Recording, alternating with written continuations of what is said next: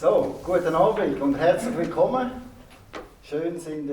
Attending a presentation or a conference in a hotel ballroom is hardly special. It happens all the time. But the one I was at, in the stately Souvretta house in St. Moritz, was a little bit different. Halfway through the presentation, we were led outside and told to wait in the car park. And a couple of minutes later, a horse, led by one man, trots out from behind a corner, whilst another man runs behind it, holding onto a harness attached to the horse. It's hard to explain, but the man running behind lets go of the harness as the horse continues trotting along, and moments later, the harness detaches from the horse, as if by magic, so that it doesn't drag behind. I had no idea what was going on, but my fellow conference goers seemed impressed. My name is Nicola Hollinger, and I'm responsible for the organization of the skijoring during white turf. Just to make clear, Nicola said skijoring, not skiing. Very different things. And this evening I presented a new harness that is much more secure, because if you have a horse which, let's say the driver is falling, before the horse was running with the harness and all the thing, and now the harness will fall to the bottom. A skijoring is a sport so bonkers I can barely wrap my head around it. So for someone that doesn't know what skijoring is, how could you describe that to them? It's a race with thoroughbred horses, without jockey and a skier on the back. And we should clarify, when we say skier on the back, the skier is being pulled behind the horse. So skijoring is a combination between skiing and horse riding. That's Valeria, Nicolo's daughter. She's a celebrated skijoring competitor. You have a horse in front of you that pulls the ski driver, and it is special that on the horse there is no rider. So we have long reins and steer the horse by the long reins from behind. And because that isn't crazy enough, it's not just snow, it's on the frozen lake from St. Moritz. So under you have like 20 to 30 centimeters of snow, and then like 60 to 80 centimeters of ice. And under you have the water from the lake of St. Moritz. Not some piddly little pond, the Lake of St. Moritz, 44 meters deep. And it's not just skijoring. That's one of 3 events, including the trot and flat races, all happening on the frozen lake. So this is really special and only happening in St. Moritz, worldwide. The further you go from St. Moritz, the imagination and the storytelling grows. If you haven't seen it before, you don't believe. You don't believe. It gives you goosebumps. It's stunning. There are 400,000 horse races every year all over the world, but only 3 days on a frozen lake. And over those 3 Sundays in February, magic descends on the town. You have around 10,000 people on the lake, like eating, drinking. Yeah, like there's electricity in the air. You can feel the energy of the horses and the riders. In a setting straight out of a fairy tale. The frozen lake, the mountains, the blue sky, horses racing on the lake, the white snow behind the horses. It's unique. With a spectacle which is as special for the crowd. People are speechless when they see the whole setup. As it is for those competing. Very hard to compare with anything else I've ridden. 40 centimeters of ice, 45 meters of water, and tomorrow the racing are here. You're listening to a series exploring the 9 Swiss top events, hosted by me, Jack Boswell, and presented by Switzerland Tourism and Swiss Top Events. This is Views from the Top, Episode 7, White Turf.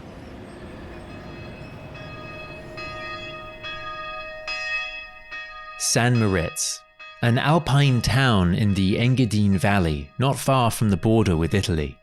It's here in February that the people of St. Moritz defy logic and build a tented village weighing 3,000 tons on the frozen lake, complete with food stands, stools, stages, and yes, a racetrack.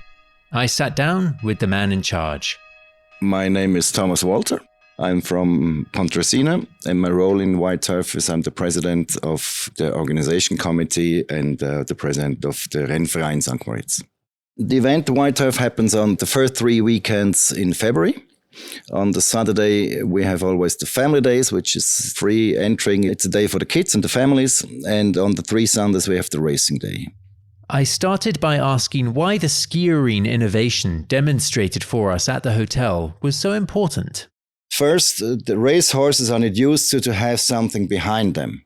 So they're scared of things behind them. So they run. And then it's also dangerous that another horse steps in all these ropes and everything. Then they can fall and then they get injured. So it's very important. So if some driver loses his horse, that everything falls down from the horses, no ropes and everything. So the horse is free to run and stops when it wants to stop. But it is free and no horse can jump on the ropes. And it's a big, big step forward to make it as safe as possible. So you're constantly looking for ways to innovate and make the sport safer. Absolutely. Safety for everybody is our main goal, because everything what we can do, we do that we can say it's as safe as a race sport can be. It's such a unique, unusual sport. Would you mind briefly describing some of the history behind it? Well, there were some crazy English people that were here in the holidays. No, I mean it very respectful and also funny, because English people are very funny people, because I think they were bored in wintertime what they have to do here. And so they took some horses and they put on their skis and made the first race starting in St. Moritz. And that was the date of birth of the White Turf on the frozen lake. And it started by them in 1907. I'd love to chat to you a little bit about the kinds of people that come, because I think there's an idea, maybe from people that haven't attended, that it's just a very prestigious event for very wealthy people. But the fact is you can buy tickets for, is it 25, 30 francs? 25 francs, and the kids till 16 are free of charge. So for us, it's very important we have everybody, and everybody is more than welcome. So it's not only the rich, famous, and whatever you know from St. Moritz, so you read and heard about. So we have the local families, we have local people, we have people that take their own picnic with them. So everything, it's okay. And the atmosphere at the edge of the racetrack is electric. When the horses passes by the people, you hear them, because the lake shakes a little bit, the ice shakes a little bit, and you feel it also. It starts on the ground, you hear the sound, then you smell the horses, and you see the snow blowing behind them, and it's just... You hear the ice cracking. Yeah, you hear the ice cracking, because we all... You hear the ice cracking? Of course, but we say the lake is singing, and they must wow, wow, wow, wow, because it gives a crack, and it gives a sound with the water, and it cracks all the time. And sometimes, and you feel it, and it's a big crack, and you are in a lake. You people are crazy. This is That's true. We're crazy. You can tell it to your English people. No, it's right. Your fault.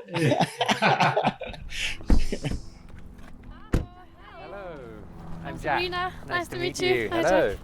It felt as though every question led to 10 more. What kind of toll does it take on horses competing in white turf? How do they train for it? Why don't they slip on the ice? If I wanted to get to the bottom of this, I would need to hear it from the horse's mouth.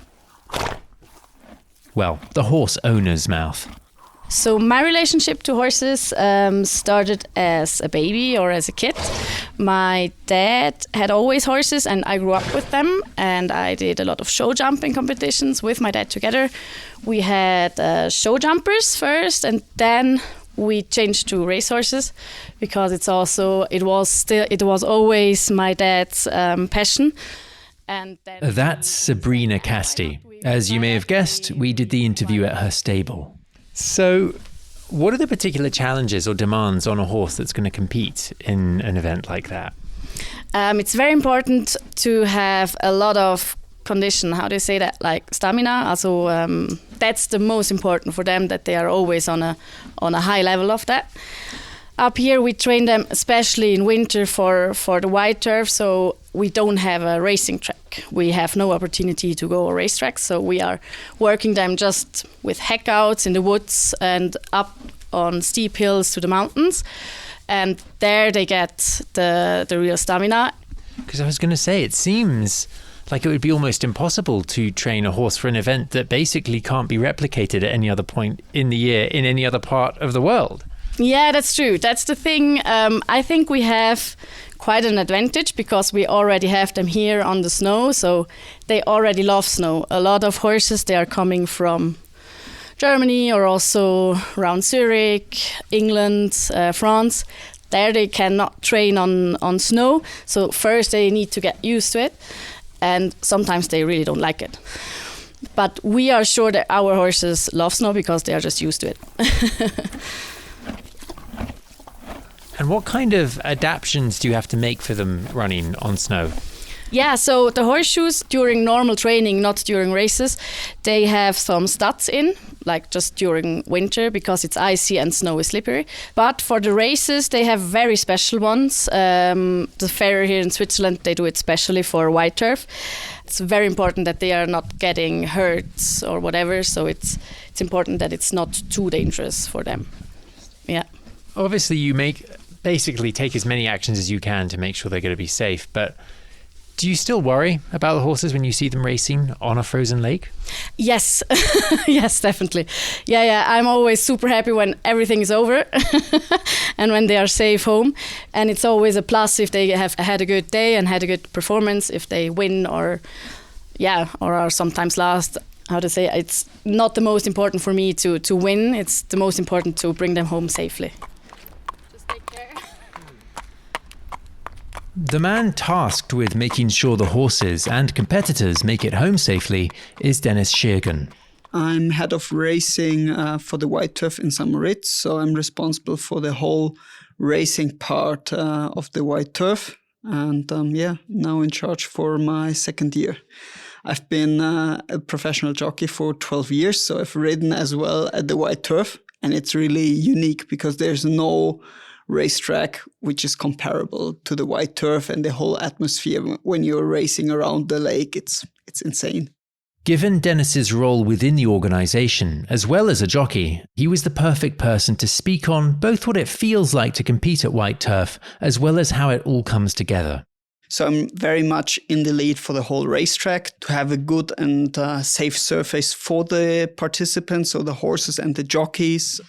Because some people might hear the words safe surface and think, it's a frozen lake. How could you possibly make that safe? So talk me through, what kind of steps do you take to make sure that it can be as safe as possible for the horses and for the riders? So our most valuable supporter is Mother Nature, to be honest, because cold temperatures are essential for good ice quality. And we need a good surface of snow on top. So approximately 20 to 25 centimeters of snow. So the horses have a good grip with their shoes. In front of each race day, we fly with a drone where there's a warm or heat-sensitive camera to see the different layers of the snow and the ice. So it's always the top priority to provide a safe surface. And you mentioned it before, but you are a jockey. You have participated. How much time do you get with the horses to prepare for this, really? It is actually very different because you, as a jockey, you're most times working for one stable or two stables. So you will exercise the horses in training, so you know the horses from the training. On the other side, it is also possible you get booked from a different stable or trainer to ride his or her horse, and you have never ridden the horse before in training. You go to the start with the horse, canter to the start. It's like 7-8 minutes where you have time to get a feeling of the horse. How does the horse behave? What is like the strengths of the horse? For sure, you do a lot of preparation. The input from the trainer is very essential. But yeah, it's very good possible that you sit on the horse just shortly before the start. It'd be like a race car driver getting into the car for the first time a few minutes before they have to race. I can't think of anything other equivalent. It just doesn't happen. When somebody asks me how important is the horse and how important is the rider, I like the comparison with Formula One, because if you have Max Verstappen as the best driver, you can put him in the worst car. He won't win the race. But you can't put the worst driver in the best car and he will also not win the race. So it's really this collaboration between the horse and the jockey where everything has to go perfect to win the race. When did you start riding? I think I started riding before I could even walk. So my dad was a jockey himself. So it was like from a very young age on, I dreamt to be a jockey. And can you describe, what does it feel like when you are in the midst of it and you're looking around at the scenery around you?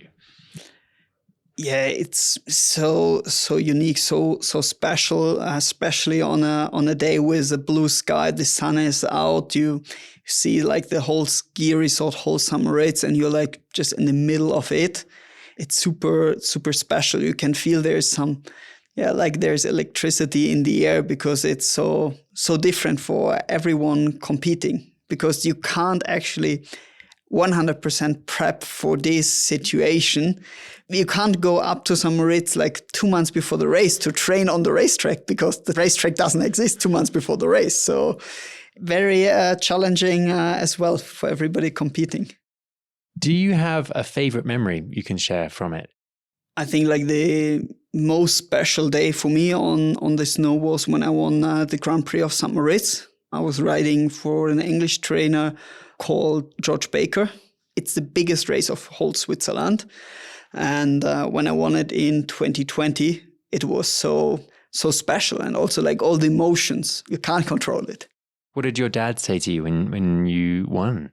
Yeah, he was super proud. He was around there on the lake because he had a runner himself competing against me. No way. Yeah, I've competed a lot against my dad. So you're not, for sure, most times you're a team, but sometimes you're competing against each other. When you transitioned into your role now as head of racing, what kind of transition was that like for you? I think the biggest change was like you're in a much bigger responsibility, because you're actually the one having the last call if racing goes ahead or not, or recommending also to our board how we should proceed. So there's a big responsibility coming with it. And as a jockey, if the racing club was saying, yeah, there's no racing today because the surface isn't good or we have some doubts about it, you would just go home, because you're just there to do your job. And as head of racing, the responsibility goes much further. I think my big advantage on my side now is in this role, I always question myself, would I ride on the lake today? I suppose that gives you a unique perspective then, doesn't it? Which is reassuring, I'm sure, for any other riders participating in it. Absolutely. And on the other side, you can feel like the trust from the riders as well, because in the changing room, there are like not only old competitors sitting, also there are friends in the meantime. So you can feel there's a different level of trust as they know, the situation they are in. And for Dennis, there's an added pressure because his wife competes too. You heard her at the start of the episode. Yeah, my wife Valeria, she's a skiering driver. So the skiering is where the skier is pulled behind the horse. Do you ever worry for her when you see her competing? I think this is the race I'm the most nervous about, to be honest. It's I always preferred like riding myself instead of seeing her compete, because sitting there or standing on the grandstand, you just can watch. You can't support or anything, because in the race it's just her horse and the competition. The feelings are undescribable. You are not allowed to be scared, and you get a lot of adrenaline back. As you may have guessed, that's Valeria. I was the first skiing racer as a woman. There were one woman before, but she never get the finish line. And Valeria is keen to stress the differences between skiing and traditional horse racing. Maybe a lot of people says that the horse, they don't want to run. They get pushed to run in races. And then I say, yeah, look at skiing. There is no jockey on it. The horses are deciding to run by themselves from the behind. We cannot push the horse. Whips are not allowed. We are 6 meters behind the horse and we cannot do an effort that the horse are running fast or faster. This is also really important. So they are doing it really by themselves.